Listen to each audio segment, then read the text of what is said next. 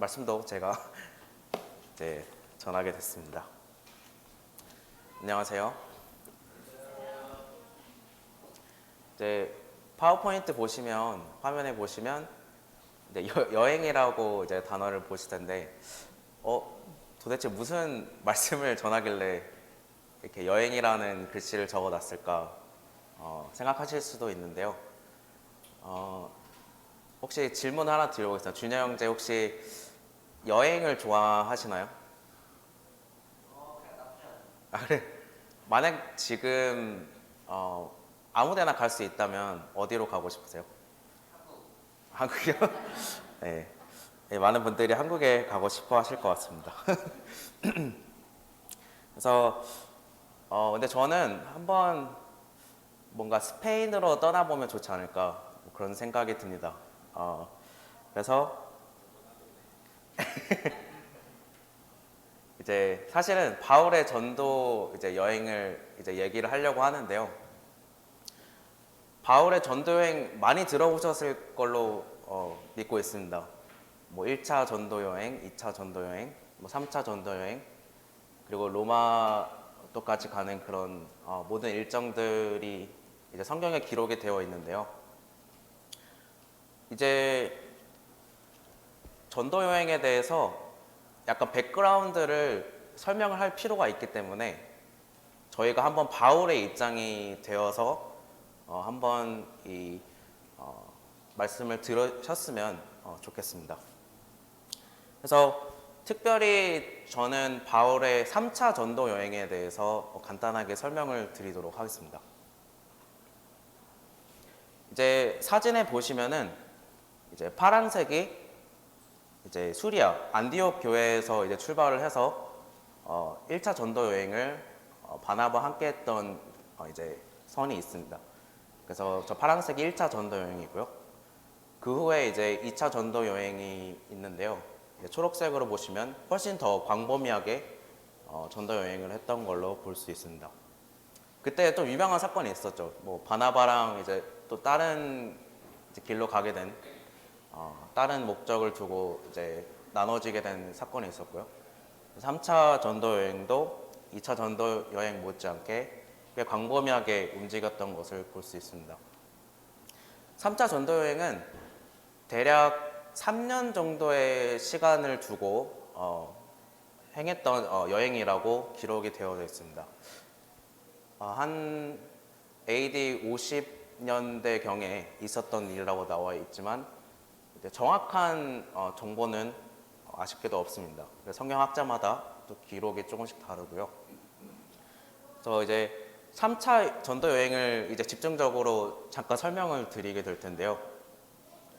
먼저 첫 2년 정도를 에베소 교회로 에베소라는 지역으로 이제 시간을 두고 전도를 했던 것을 볼 수 있습니다. 그래서 그리고 나서 3차 전도 여행의 그 2년간의 시간을 이제 에베소에 마칠 무렵에 사도 바울은 어딘가로 가기를 원했어요. 혹시 그곳이 어딘지 알고 계십니까? 네, 마게도나로 가기를 원했습니다. 그래서 마게도나를 가게 될 때 간 김에 이제 그리스 보시면은 이제 고린도 지역으로 이제 또 가게 되는 것을 보게 됩니다. 2년간의 긴 그 전도 여행을 하고 나서 이제 고린도에 가서 한 3개월 정도를 머물렀다고 또 성경에서 이제 근거를 찾을 수 있습니다. 근데 먼저 사도행전 19장 21절을 제가 한번 읽어 드릴게요. 찾지 않으셔도 됩니다. 이 일이 있은 후에 바울이 마게도냐와 아가야를 거쳐 예루살렘에 가기로 작정하여 이르되 내가 거기 갔다가 후에 로마도 보아야 하리라 하고. 또 한 구절 더 읽도록 하겠습니다. 사도행전 20장 1절부터 3절까지 내용입니다. 소요가 그침에 바울은 제자들을 불러 권한 후에 작별하고 떠나 마게도냐로 가니라. 그 지방으로 다녀가며 여러 말로 제자들에게 권하고 헬라에 이르러 거기 석 달 동안 있다가 배 타고 수리아로 가고자 할 그때에 유대인들이 자기를 해하려고 공모함으로 마게도냐를 거쳐 돌아가기로 작정하니. 사실은 위에 이제 보시면은 초록색 라인을 이렇게 먼저 출발하게 된 것을 보게 됩니다. 그런데 다시 그 길로 돌아가려다가 이제 유대인들 때문에 저렇게 배를 타고 이제 예루살렘 쪽으로 내려갔던 것을 저희는 이제 확인할 수 있습니다. 그러면 제가 왜 이 3차 전도 여행을 설명을 해 드렸냐면요. 이 로마서를 작성한 시기가 에베소에서 2년간의 전도 여행을 마치고 나서 고린도에서 3개월 정도 머물 때 그때 로마서를 작성했다고 이제 볼 수 있습니다. 근데 이것도 정확한 건 아니지만 이제 말씀에 근거해서 그리고 성경학자들의 의견에 종합해서 그쯤에 로마서를 썼지 않았을까 그렇게 이제 보고 있습니다. 그래서 이제 저희가 3차 전도 여행을 통해서 이제 로마서에 대해서 이제 좀 알려드리길 원합니다. 로마서는 신약 성경에서 어떻게 보면 엄청나게 큰 영향력이 있는 책입니다. 그런데 이제 질문을 해볼 수 있는 것이, 그렇다면 그 신약 성경에도 꽤 많은 책들이 있는데 왜 로마서가 사람들에게 그렇게 큰 영향을 주는 책인지, 뭔가 특별한 것이 있는지, 어떻게 로마서가 사람의 인생을 바꾸는지 이런 것들을 좀 알아보려고 합니다. 유명한 마틴 루터나 존 웨슬리 이런 사람들이 실제로 로마서를 통해서 많은 영향을 끼쳤고, 심지어 아우구스티누스 이런 사람들도 로마서를 통해서 그들의 삶에 많은 영향을 끼쳤다고 기록되어 있습니다. 하나님께서는 사실 하나님께서 가지고 계신 그 능력을 통해서 역사하시고 또 성경을 통해서 또 사람의 인생을 바꾸시는 걸 보게 됩니다. 모든 성경에 사실 복음이 있는 부분들이 사실 로마서 외에도 많이 있지만 특히 로마서가 특별한 이유는 복음 때문입니다. 저희들의 인생을 바꾸고 저희들의 삶을 변화시키는 것은 복음입니다. 그래서 어떤 다른 요인이 아니라 복음이 저희를 바꾸는 것입니다. 그래서 로마서를 또 살펴보면은 사람을 바꾸는 그런 복음의 능력을 경험할 수 있는데요. 이 시간 짧지만 로마서 1장 1절부터 7절을 통해서 조금이라도 그런 부분을 맛보기를 원합니다.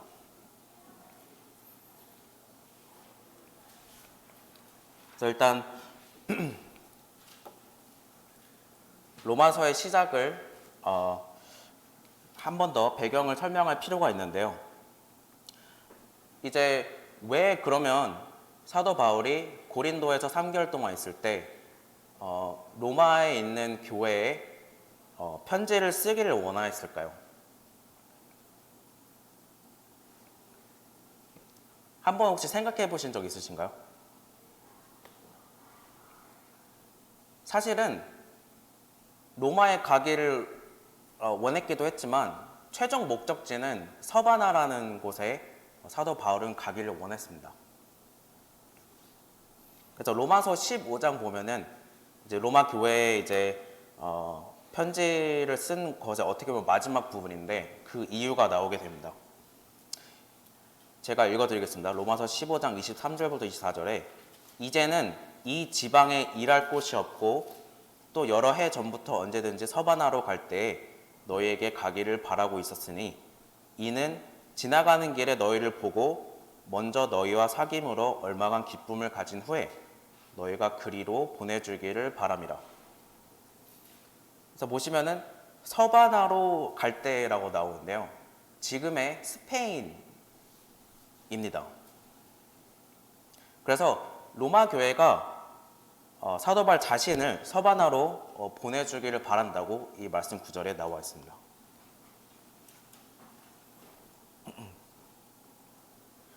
근데 이제 이렇게 사도 바울이 서바나로 스페인으로 가기를 원했지만 또 그 원하는 그 가운데 로마 교회 편지를 보내서 로마 교회의 도움을 받고자 했지만 그리고 가는 길에 로마 교회에 두르고 싶었지만 두 가지 방해 요소가 있었던 것으로 보여집니다. 첫 번째는 바울 자신에 대한 것이고요. 두 번째는 로마 교회 자체에 대한 것입니다. 그 당시에 사도 바울이 그 전도함을 통해서 바울을 대적했던 거짓 교사들이 많이 있었습니다. 그래서 거짓 교사들이 여러 군데를 다니면서 바울에 대한 어떤 소문들, 거짓을 많이 퍼뜨렸고 그로 인해서 로마 교회까지 그 오해가 퍼졌던 것으로 보여집니다.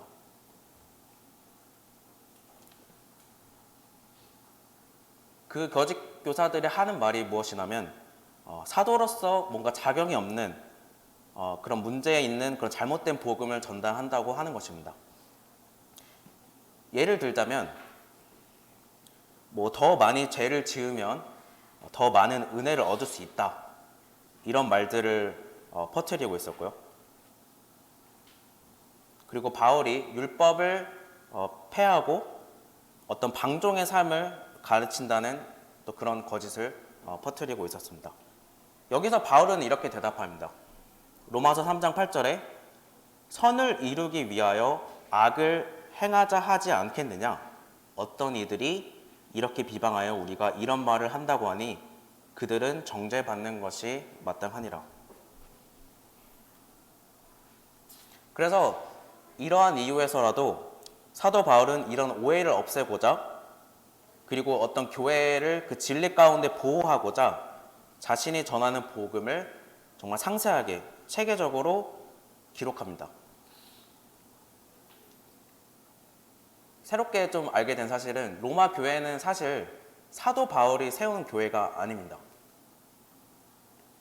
갈라디아 교회처럼 사도 바울이 만약에 세운 교회였다면은 벌써 어떤 편지를 또 통해서 책망하고 그랬겠지만 로마 교회는 좀 다른 케이스였습니다. 그래서 사도 바울이 사도로서 어떤 자기의 자격과 그 권위를 올바로 세우기 위해서 자신이 전하는 이 복음을 정말 상세하게 설명할 필요가 있었던 것입니다. 그럼 첫 번째로 그 바울 자신에 대한 그런 부분을 알아봤고요. 두 번째로 그 로마 교회 내부적인 문제가 또 있었는데요. 그래서 로마 교회의 그 시작을 좀 찾아보게 된다면 유대인들이 사실 복음을 듣고 나서 로마로 다시 돌아가서 이제 세운 교회가 아닐까 이렇게 추측을 하고 있습니다. 그래서 예루살렘에서 유대인들이 이제 복음을 듣고 이제 로마로 돌아와서 예를 들면 저희가 한국에서 복음을 듣고 이제 미국에서 마치 이렇게 교회를 세운 것처럼 그렇게 생각하시면 될 것 같습니다. 그런데 특이한 점은 로마는 유대인이 보기에 이방 도시잖아요. 그래서 유대인뿐만 아니라 이방인 성도들도 같이 늘었습니다. 처음에는 아무래도 이제 좀 뭔가 불타오르고 반짝해서 그럴 수 있지만 문제는 없을 수도 있었지만 점점 시간이 지나면서 이방인들과 유대인 그 성도들 사이에서 조금씩 문제가 생겨나기 시작합니다. 그러다가 그 당시에 이제 로마의 황제가 로마 전역에 대해서 유대인 추방령을 내리게 됩니다. 어쩔 수 없이 로마에 있던 유대인 성도들은 다시 돌아가야 됐죠. 그리고 아니나 다를까 추방 명령이 또 해제가 됩니다. 그래서 그 갭이 존재했었고 그 사이에 이제 다시 또 이스라엘로 돌아갔던 유대인들이 다시 또 로마 이제 교회로 돌아가면서 더욱더 많은 또 어떤 충돌을 이제 발생했다는 것을 또 보게 됩니다. 그래서 이제 이런 부분들을 또 근거하는 성경 구절이 하나 있는데요. 사도행전 18장 2절에 보시면 아굴라라 하는 본도에서 난 유대인 한 사람을 만나니 글라우디오가 모든 유대인을 명하여 로마에서 떠나라 한 고로 그가 그 안에 브리스길라와 함께 이달리아로부터 새로 온지라. 그래서 누가는 아굴라 부부가 이제 고린도로 온 것은 글라디오가 모든 유대인을 명하여 로마에서 떠나라고 했기 때문이라고 이제 기록을 하고 있습니다. 그래서 한번 로마 교회를 생각해 보면 좋을 것 같아요. 어떻게 보면 로마 교회의 주축이었던 시작했던 유대인들이 이제 모두 떠나게 되었고 로마 교회는 이방인들로만 구성된 교회가 됐던 적이 있었습니다. 그리고 나서 아까 제가 말씀드렸듯이 추방 명령이 해지되고 떠났던 그 주축이었던 유대인들이 다시 돌아왔다고 생각을 해보겠습니다. 과연 교회 안에서 무슨 일이 생길까요? 그것이 만약에 뭐 10년이고 15년이었다면 예를 들면 그냥 좀 저희가 좀 이제 이해하기 쉽게 보면 스페니시 모임의 성도님들이 저희 모임과 함께 하고 있었는데 갑자기 저희가 미국에서 추방 명령을 받아서 한국으로 돌아갔어요. 근데 뭐 5년이 지나고 나서 저희가 다시 이 모임에 왔을 때 과연 이 모임은 그대로 유지를 하고 있을까요? 이런 부분도 좀 생각을 해보면 좋을 것 같습니다. 그래서 이런 부분들을 알고 있는 사도 바울은 이 소식을 전해 들은 사도 바울은 이런 부분을 하나 되게 하고 싶었고 고치고 싶었습니다. 그런 마음이 있었던 것이죠. 그래서 이런 배경 속에서 로마 교회에 편지를 썼다고 또 볼 수 있습니다. 좀 더 특이한 부분이 있는데요. 로마서 그 첫 1장에 보시면은 사도 바울의 그 인사 구절이 1절부터 7절까지 있는 것을 보게 됩니다. 네, 이거는 아까 제가 보여드리지 않았는데 이제 저기 이제 동그라미 친 곳이 잠시만요.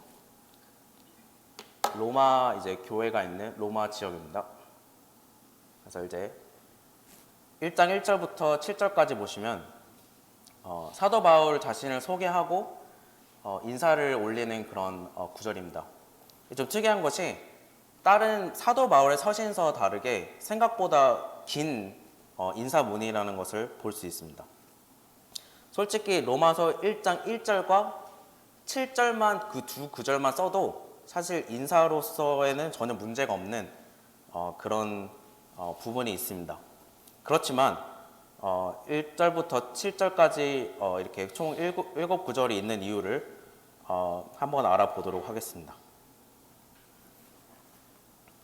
그래서 첫 번째로 로마서 1장 1절을 한번 읽어드리겠습니다. 예수 그리스도의 종 바울은 사도로 부르심을 받아 하나님의 복음을 위하여 택정함을 입었으니. 여기서 이제 두 가지 단어가 나오는데요. 그리스도의 종 그리고 사도 이렇게 두 가지 표현하는 것을 볼 수 있습니다. 그래서 이 종이라는 말과 사도라는 말은 이 두 가지 표현에서 알 수 있듯이 사실 바울이 실질적으로 일은 하고 있지만 그 뒤에 그 일의 배후에 누군가가 있다는 것을 보여주고 있습니다. 이렇게 로마서를 쓰는 것조차도 이렇게 로마 교회 편지를 쓰는 것조차도 자기 자신이 아니라 누군가에 의해서 이 일을 하고 있다는 것을 보여주고 있습니다. 당연히 이 배후의 그 바울의 주인, 바울을 보내신 분 예수 그리스도를 말하고 있습니다. 바울은 예수 그리스도의 종입니다. 바울은 예수님의 보내심을 받은 사도입니다. 그래서 바울은 지금 로마의 성도들에게 이렇게 자신을 1절처럼 소개하고 있는 것입니다. 그래서 편지를 쓰는 바울의 입장에서 한번 볼게요. 편지를 쓰는 바울의 입장에서 봤을 때, 그리고 이 편지를 받는 로마의 그 교회 입장에서 생각을 하게 됐을 때, 이러한 바울의 소개가 꽤 의미가 있다고 볼 수 있습니다. 왜냐하면 바울은 자신이 개척하지도 않았고 사역하지도 않은 교회에 편지를 했기 때문입니다. 다시 말하면, 쉽게 말하면 자기 자신과 전혀 무관한, 전혀 상관이 없는 교회에 편지를 보내고 있는 것입니다. 그래서 바울은 결국에 로마 교회를 돕고 로마 교회가 복음을 위해 함께 수고하는 교회가 되도록 이제 하나님의 복음에 대해서 설명을 하는 것입니다. 그래서 1절을 다시 보시면은 복음이라는 단어가 바로 1절에도 포함되어 있는 것을 볼 수 있습니다. 특별하게 이 편지의 서론에서부터 복음을 간략하게 언급하면서 상대적으로 길게 이 편지를 시작하고 있는 것을 저희는 볼 수 있습니다. 이 복음에 대해서 로마서 1장은 6가지로 나눠지지만 오늘은 처음 그 3가지를 좀 나눠서 살펴보도록 하겠습니다. 그 3가지는 첫 번째로 그 복음의 기원, 어떻게 시작이 됐는지, 두 번째는 그 복음의 내용, 그 세 번째는 그 복음의 목적입니다. 첫 번째로 복음의 기원입니다. 로마서 1장 2절에 나오는데요. 로마서 1장 2절에 이 복음은 하나님이 선지자들을 통하여 그의 아들에 관하여 성경에 미리 약속하신 것이라. 그래서 복음의 주제는, 복음의 주어는 하나님입니다. 그리고 복음의 시작은 하나님입니다. 하나님이 시작하셨고 그리고 하나님께서 나온 것입니다. 그래서 복음은 결국 하나님의 복음입니다. 절대로 바울이나 어떤 다른 제자가 만들어낸 것이 아니라, 그리고 어떤 사도들이 모여서 생각해낸 것이 아니고요. 이 복음은 하나님이 사도들에게 계시하신 것이고 그들에게 맡기신 것입니다. 근데 이 사실은 정말 중요합니다. 복음의 기원이, 복음의 시작이 하나님이라는 사실은 정말 저희가 매일같이 생각해도 모자랄 정도로 되게 중요합니다. 왜냐하면 그 사실만으로도 그 복음의 가치와 그 복음의 그 진실함을 결정할 수 있기 때문입니다. 왜 우리가 복음을 믿어야 하는지, 왜 복음을 전해야 하는지, 그리고 왜 복음이 그렇게 중요한지 이 시작에서, 이 복음의 기원에서 말씀해 주시고 있는 것입니다.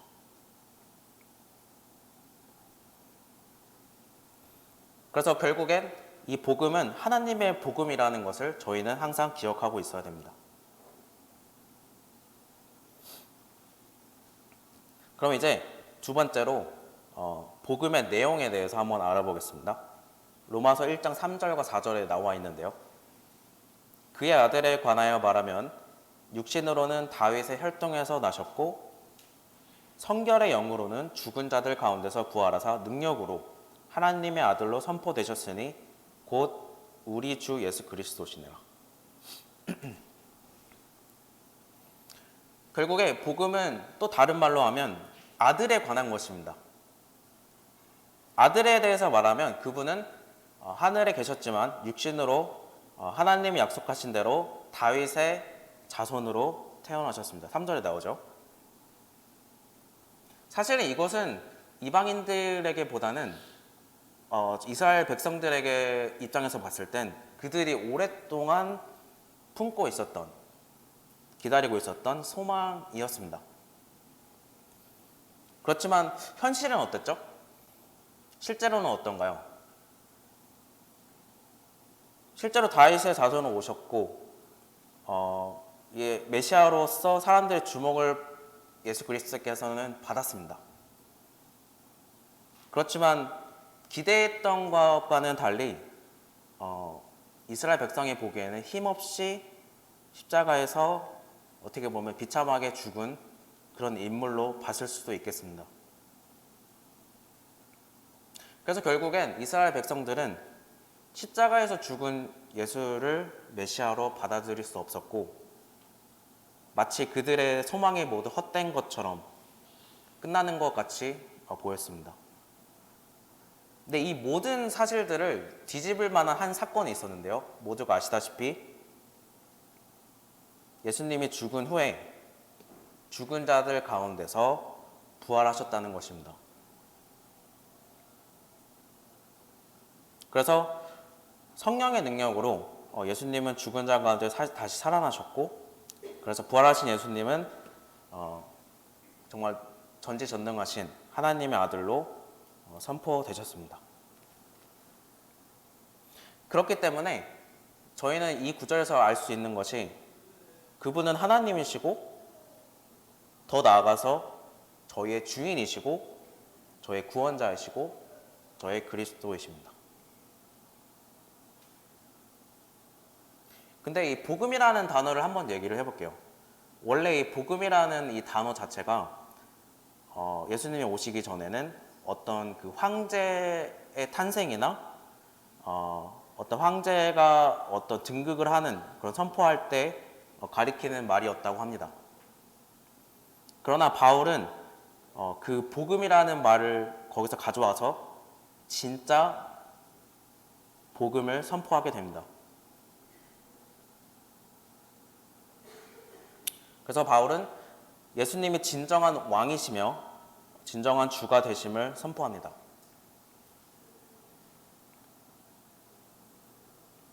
그럼 이제 마지막으로 세 번째, 복음의 목적에 대해서 한번 보겠습니다.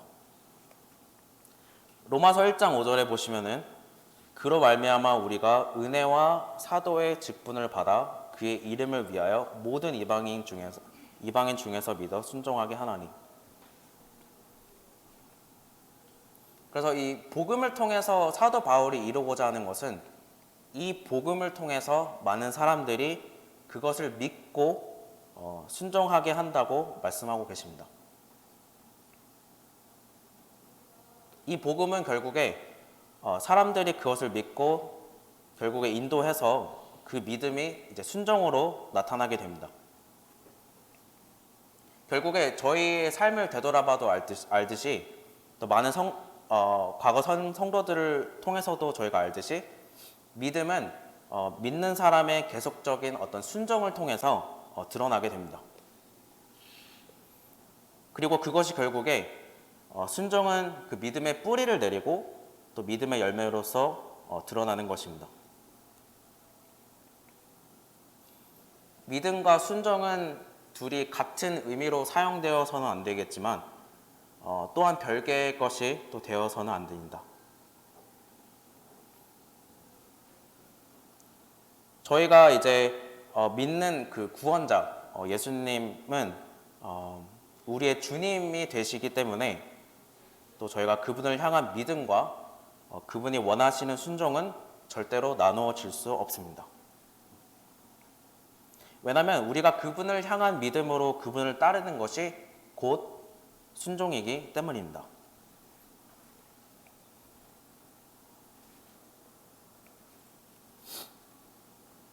그래서 이제 총 세 가지 부분을 나눠서 1절부터 이제 5절까지 보게 되었는데요.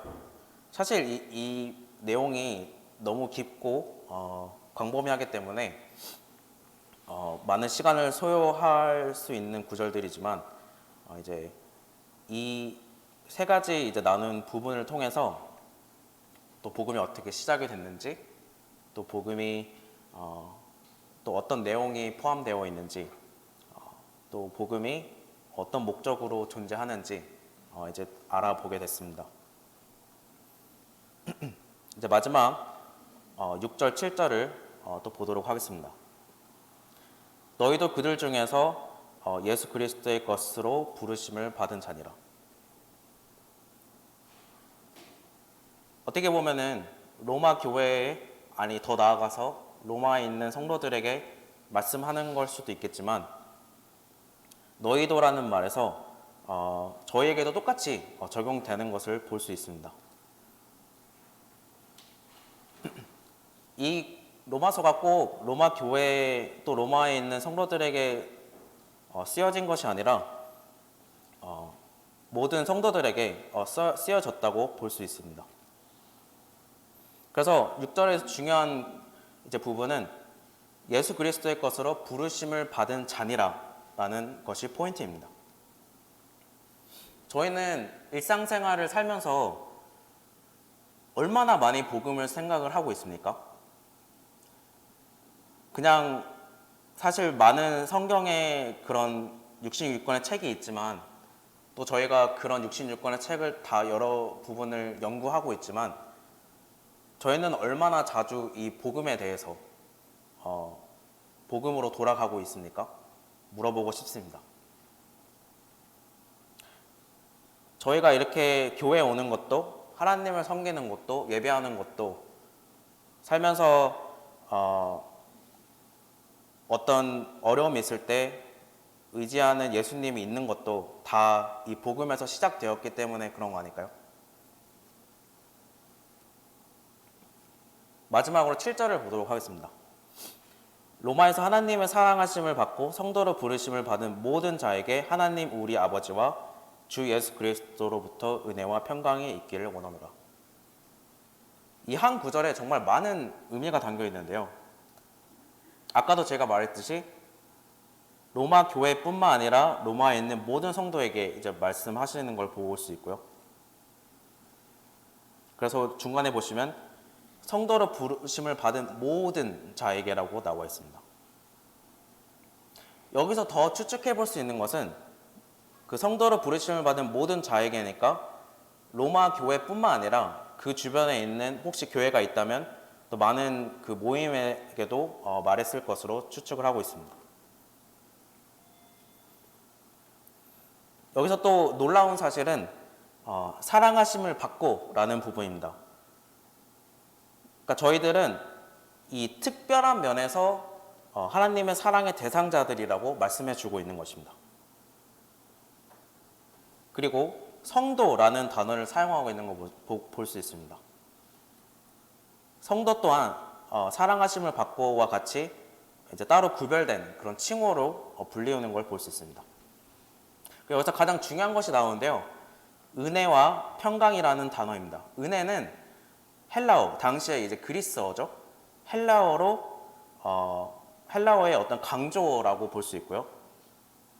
이제 평강이라는 것은 유대인식의 인사, 샬롬에서 나온 단어입니다.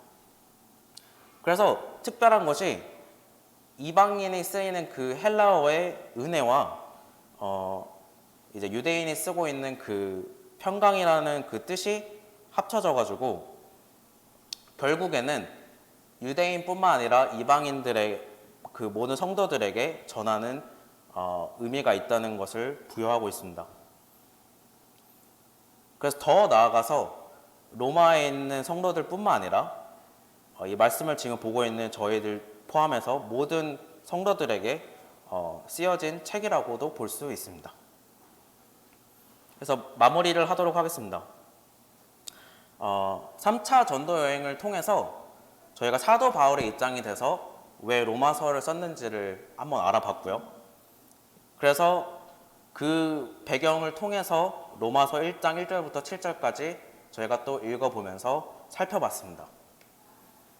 3차 여행의 그런 배경을 통해서 성도님들께서 조금이나마 사도 바울이 왜 로마서를 썼는지 이제 좀 더 와닿았으면 좋겠고요. 그리고 이 1절부터 7절까지를 통해서 저희들은 왜 복음으로 항상 돌아가야 되는지를 이제 살펴보게 됐습니다.